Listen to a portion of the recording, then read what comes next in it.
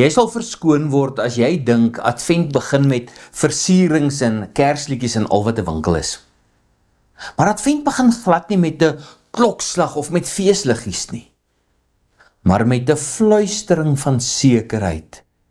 Hy kom beslis. Hierdie woorde is die hartklop van die Christelike hoop. Ons begin vandag met ons jaarlikse adventsoordenkings, die begin van 'n 4 week lange reis wat eindig by 'n krib in Bethlehem. Maar eintlik begin dit by die troon van God en dit eindig met 'n nuwe hemel en 'n nuwe aarde. Ek lees vir ons Johannes 1 vers 9 en 14. Die waaragtige lig wat elke mens verlig was aankom in die wêreld, en die woord het vlees geword en het onder ons gewoon, en ons het sy heerlikheid aanskou, 'n heerlikheid soos van die eniggeborene wat van die Vader kom, vol van genade en waarheid. Die woord Advent beteken eenvoudig koms of aantog.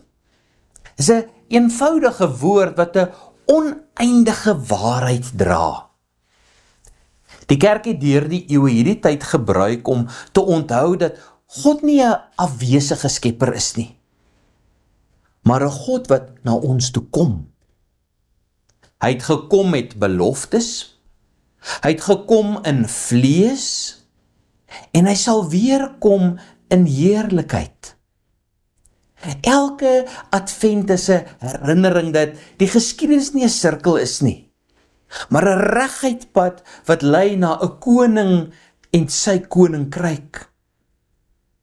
Die afgelope jaar het ons die ontstaan van die geloofsbelijdenis van Nicea 1700 jaar gelede herdenk.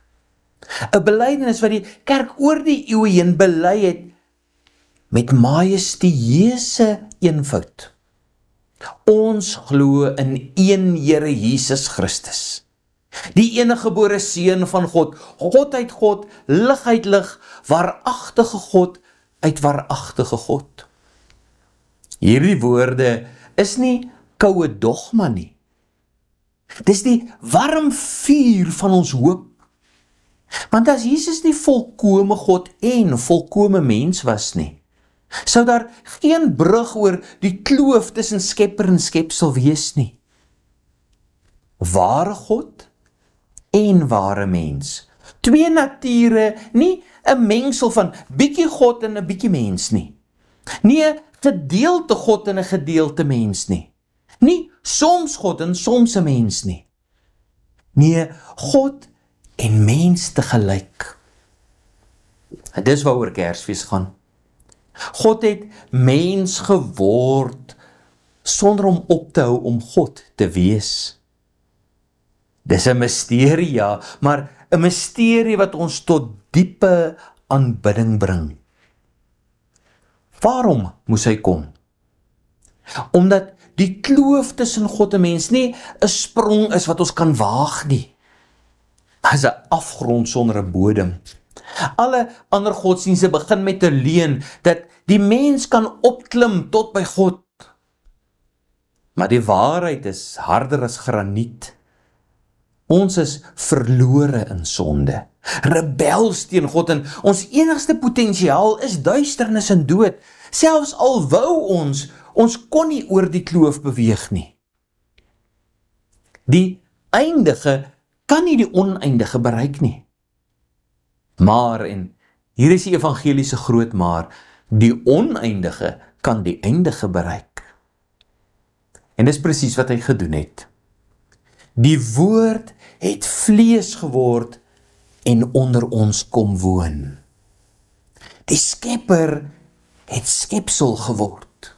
Die onmeetbare het meetbaar geword in 'n krib. Hy wat die heelal met sy woord geskape het, kom word deel van sy skepping as 'n baba in sy ma se baarmoeder. Die grootte God wat alles gemaak het en steeds onderhou, word 'n baba wat deur 'n naaldstring afhanklik is van sy moeder se voeding. En die baba in die krib is ook besig om al die planete en die sterrestelsels in hulle wentelbane te hou. Dit is die geheimenis van die Christelike geloof. Jy sien, Jesus het nie opgehou om God te wees toe hy mens geword het nie. Hy het nie sy godheid prys gegee nie. En dis die paradoks van Advent. Die oneindige in 'n stal. Die ewige in tyd. Die almagtige in 'n krib. Dis nie 'n sprokie nie, dis die spulpunt van die werklikheid. Die waaragtige lig wat elke mens verlig, was aankom in die wêreld, in al ons duisternis, swaarkry en stryd. Hy het gekom, en hy sal weer kom. En laat hierdie sekerheid jou hart met lof en jou lewe met lig vul. Kom ons bid saam. Hemelse Here, U is die ewige en oneindige Skepper God, wat U groot raadsplan op hierdie verstommende manier vir ons redding bewerk het. U het 'n mens geword. Die bron van alle lig en lewe het na hierdie duister wêreld gekom. Daarom buig ons in aanbidding voor U neer en sê, dankie Here. Amen.